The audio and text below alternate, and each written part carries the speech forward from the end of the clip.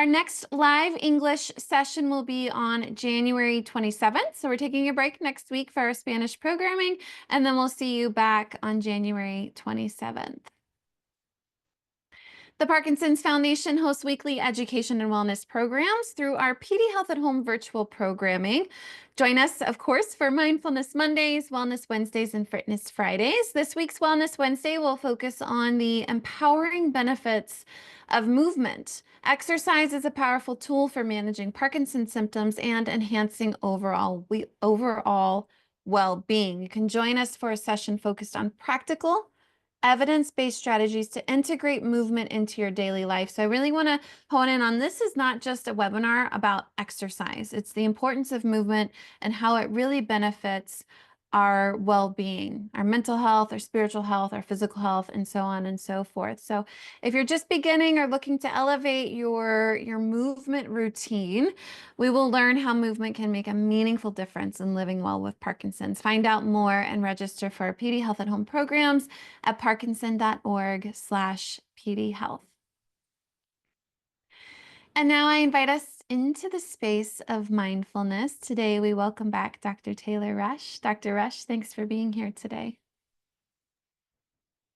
Thank you, Krista. It's good to see such a presence today. We've got well over 100 people, and it's always so great for us to be able to converge into this shared space to be able to practice a bit of mindfulness. So happy New Year, everyone, and it's wonderful to be back. So I just realized that Krista must really trust me at this point because we worked together for going on 5 years, and I didn't even tell her what we were going to be talking about today. So this is going to be as much of a surprise to her as it is to the rest of you guys. So today I thought we could talk a little bit about managing emotions. Okay. So oftentimes, we have so much that's going on in our lives, and we have sometimes some very strong emotional reactions to things, sometimes appropriately, sometimes we're like, wow, that was a very strong reaction to what seems like a very small situation. And so this topic of emotion regulation often comes up when I'm working with my patients. And so if we were to, kind of define emotional regulation, it's basically our ability to effectively manage and respond to an emotional experience. And we all need to learn how to manage big feelings and sometimes small feelings. And this is often something that we start to learn early in life. And as a parent, I'm often trying to teach my daughters how to handle stress and disappointment and curveballs without, having complete meltdowns, which some days is a success, other days it's a tie. But as we grow and our brains grow, our lives change, our demands change, how we understand and manage our emotions also changes, right? So when I am working with individuals with Parkinson's, what I find is that often the terrain of emotional management has changed significantly for them. And I think that's for a couple of reasons. One, we know that folks with Parkinson's often experience higher levels of stress, anxiety, as well as depression compared to the general public. And some of that is due to some of the chemical changes that are occurring in the brain, as well as some of the changes that are occurring in their life. And there's some unpredictable components to Parkinson's. And sometimes you can have a really good day symptom-wise, other times it's not so great.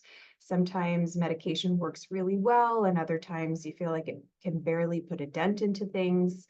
And that can lead to feelings of frustration, fear, helplessness, and some of those heightened emotional states can intensify motor as well as non-motor symptoms of Parkinson's. So I will sometimes joke with my patients that, that having Parkinson's makes them terrible poker players. Their tells are very obvious. So we can see that tremor can increase, rigidity can increase, difficulties with gait can increase.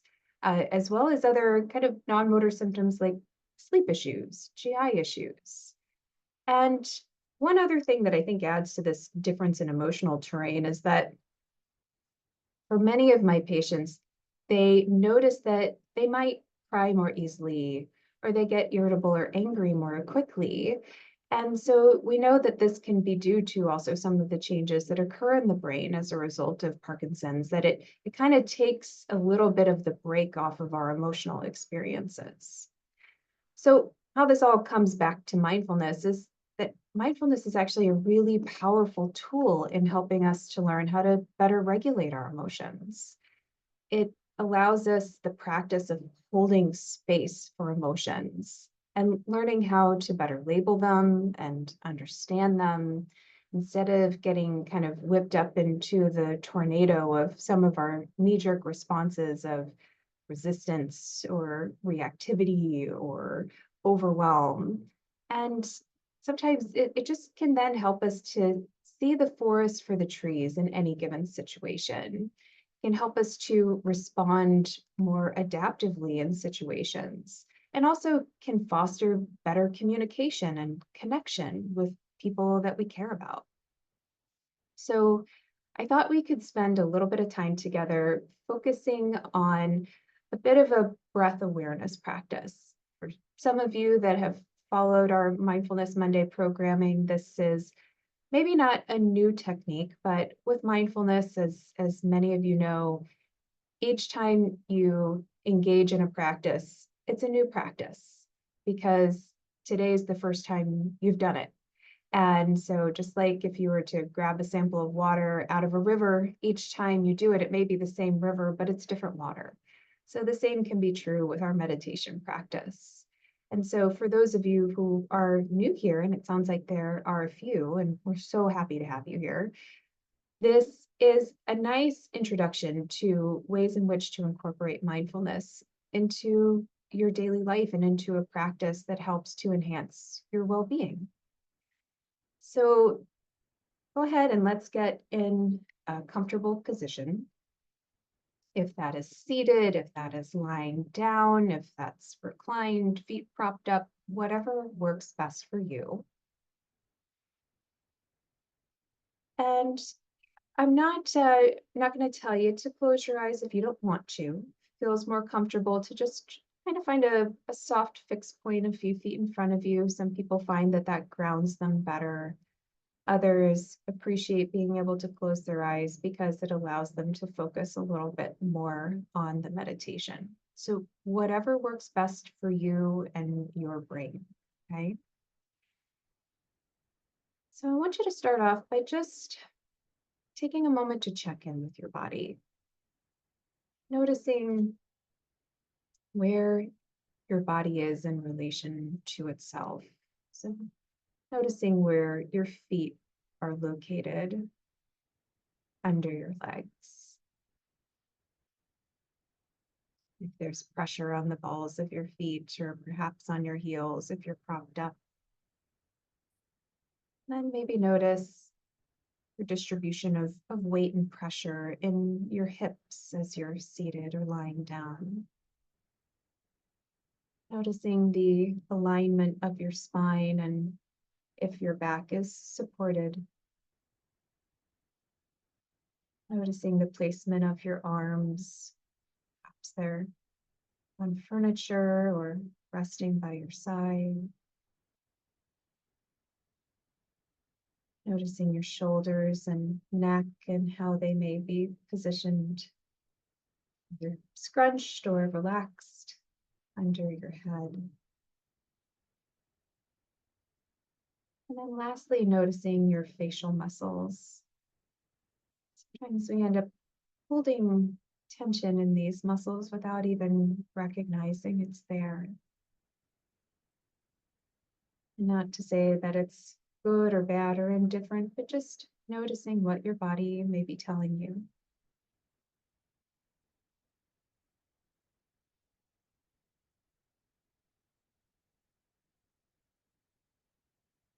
Now, if you feel ready, consider gently bringing your attention to the sensation of your breath.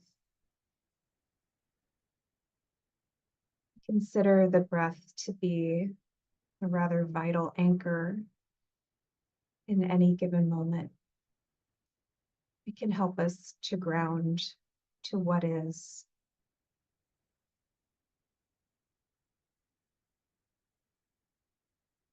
And you can either follow the journey of the breath as it comes in through your nose or mouth, down your throat, into your lungs, feeling the sensation of rise and fall of your chest, and then noticing the air as it travels back out.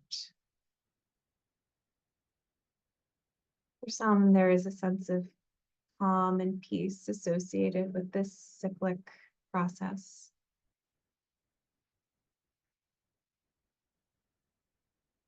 For others, they may enjoy just focusing on one sensation associated with the breath, how the air may feel around their nostrils, or the feeling of expansion in their lungs. So if it helps you to ground, you can certainly choose whatever sensation is most prominent for you.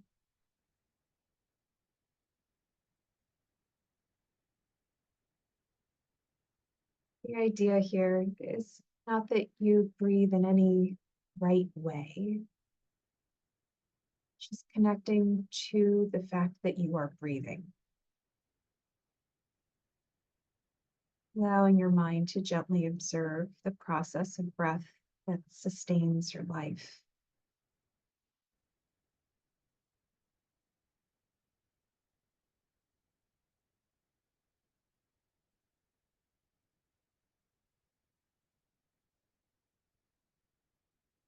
To get into cadence with your breath, you may notice that other thoughts seep in here or there. It's completely natural for this to happen, and that's okay. The goal is just to acknowledge that it's happened, then gently bring your attention back to the breath. And that is actually the most important part of this process, is learning how to come back. Goal is not to just sustain attention in any one way, to notice where the attention goes and then be able to redirect.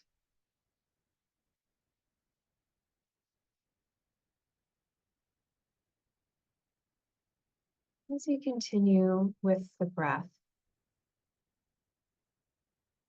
with each inhale, I want you to visually imagine that you're breathing in something positive. Perhaps it's a sense of calm, peace, stability, love, strength. Anything that particularly resonates for you.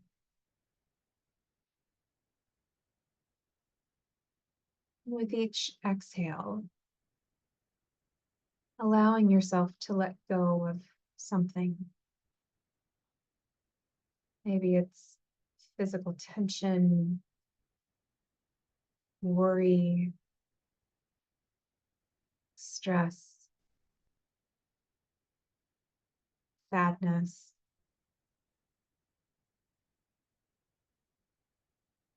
Whatever you feel might be most appropriate for you right now. And with each breath, this might be the same thing each time that you're breathing in and breathing out. Or it can change with each breath, depending on what you notice.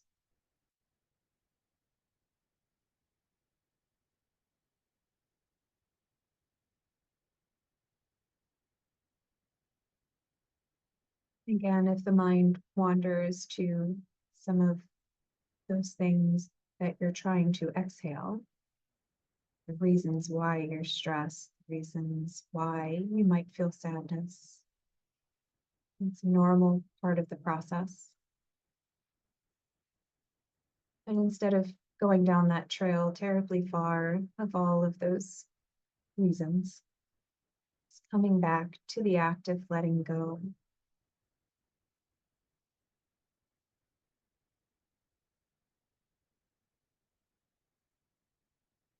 And bringing the attention gently to the breath.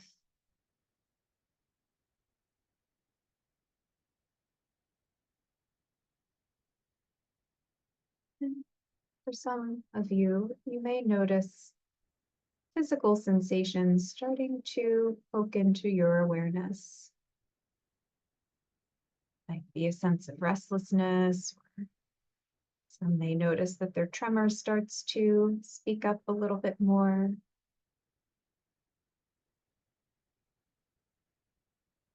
And the idea here is not to then extinguish that physical sensation, but just invite it to the party.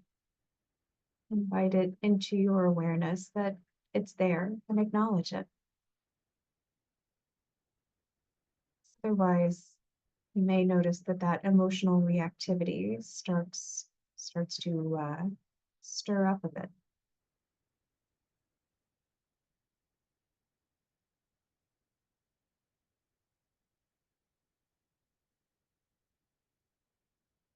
For some, you might find it helpful to silently count your breaths. You notice that the mind tends to wander and you need something to focus on a little bit more concertedly. Be counting your inhale. It takes you 3 counts to inhale, and then counting your exhale and how many counts it may take. And just restarting at 1 with each inhale.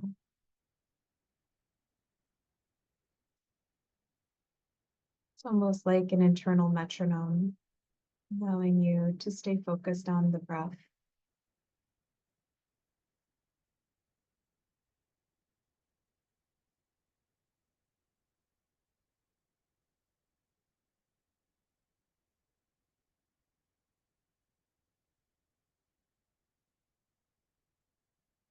Fill this space for yourself with the breath. Allows you to then use it as a respite as needed.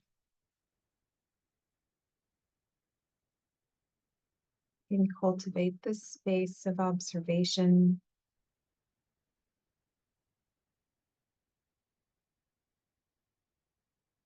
gently maintaining awareness without then following the trails of any one thought or feeling.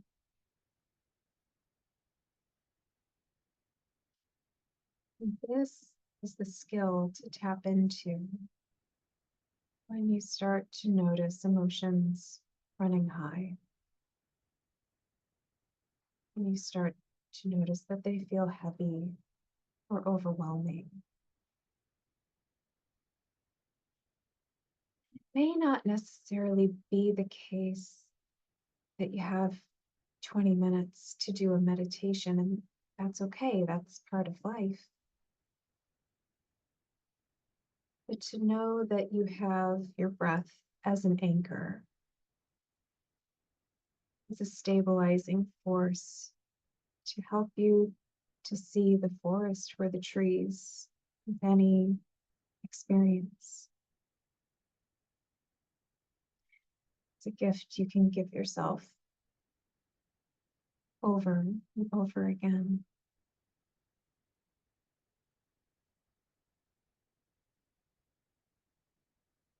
Always able to come back to this practice.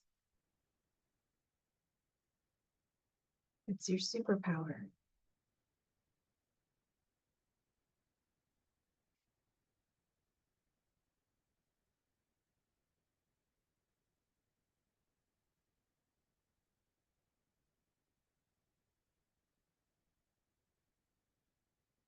Each breath in,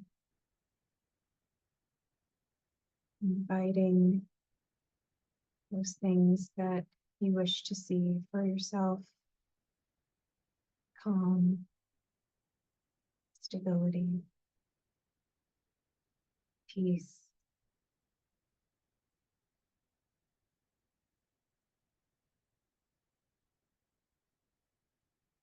And each exhale, letting go of overwhelm, stress, worry.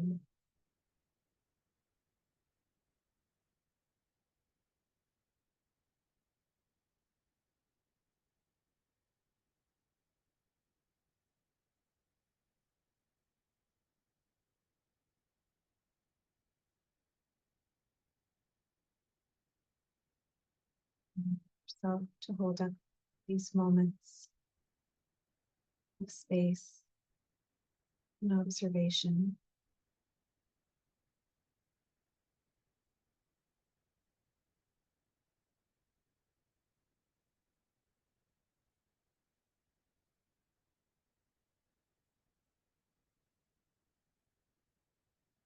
Acknowledging you have more strength than perhaps you give yourself credit for, as we all tend to do from time to time.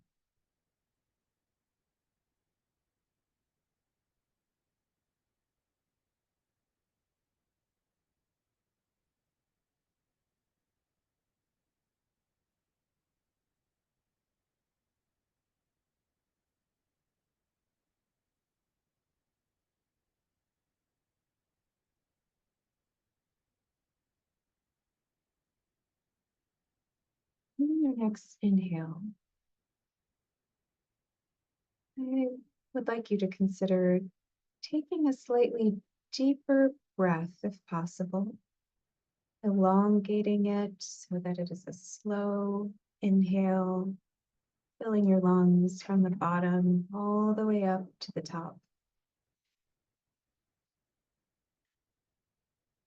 And slowly exhaling like air from a tire, squeezing out any remnants of tension, anxiety, overwhelm.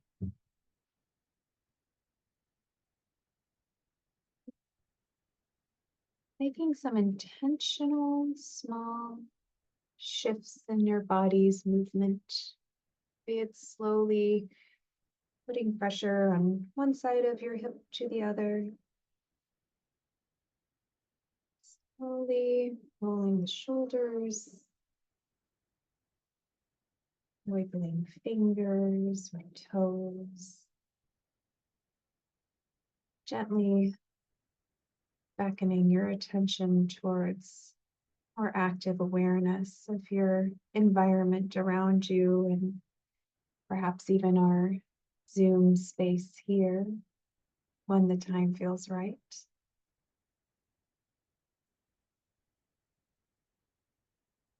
As you come into this more active awareness space, reflecting on this practice and what it was like, what was the journey? How do you feel now compared to 20 minutes ago? What shifts did you observe in your attention and perhaps your ability to be in this space here and now? And give yourself some credit for what you were able to do here by even just showing up.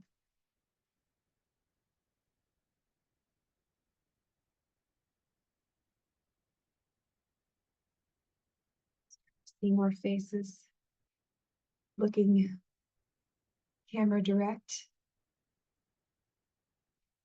And I usually like to reserve a few moments for reflection on the practice, and certainly feel free to share that in the chat, any thoughts or questions that you might have. Because again, it's always slightly different experience each time you do this. Some days you really feel like you're in that zone, and other days it's a little bit harder. Someone had said a gentling uh, of my nervous system and a brightening of my mood. Someone commented that their tremors seem to have subsided. We got two people who said that. And some people candidly admit, it's a hard time to get into it, which it is. Sometimes, especially if we've got a busy day and there's a lot going on, sometimes settling ourselves into that space can take a little bit longer. And someone said it put me to sleep. Well, perhaps that was something that your body told you it needed. And someone said this was helpful.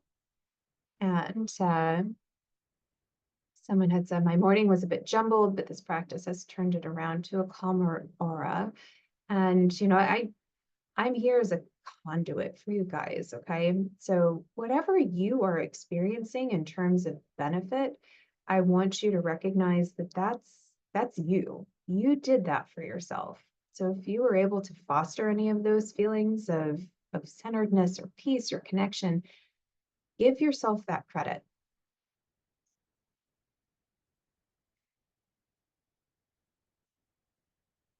And someone had mentioned, I think this was very helpful, so that they will hope to use this the next time someone asks how they are and they have a well of emotion that comes up in terms of choking up. Mindfulness is actually very helpful in these moments when we feel that swell of emotion that arises seemingly out of nowhere. And being able to take a couple of those centering breaths to kind of help calm the nervous system. So I love that you're thinking in that way. And someone had mentioned a long to-do list that kept interrupting my thoughts, but a good practice. The to-do list is always there, right? It's always going to be in the background, and sometimes it's easier to mute it than others, and it's okay that it's there. But again, it's that ability to redirect, to go from, the to-do list and recognize that your brain has wandered there and saying, okay, that I'm going to save for later. I don't need to think about that right now. Let me come back around. And that is a space that we want to cultivate. So very, very good job. Okay. And someone said my wise mind came up and I had a couple of thoughts that I needed to address and how to do so skillfully. So it was a space of contemplation. So recognizing, okay, there's some things here that are going on that maybe I need to be paying attention to. And mindfulness sometimes is what gives us the space to recognize that those thoughts are there. So it is 1:30 on the dot. So I want to be respectful of everyone's time and demands for the day. Thank you all so much for starting the new year with me. And I have every intention of being back on my second Monday of each month. So thank you so much for being here with me. Thank you, Dr. Rest. Always appreciate you. And all of you who to continue to choose to show up mindfully for one another and for yourselves. I'll see you guys on January 27th for our next live session. And in betweens, feel free to check out our YouTube channel to stay mindfully connected. If you have any questions regarding your Parkinson's disease, don't hesitate to reach out to our helpline. The information's here on the screen for you. Until soon, my friends, be well.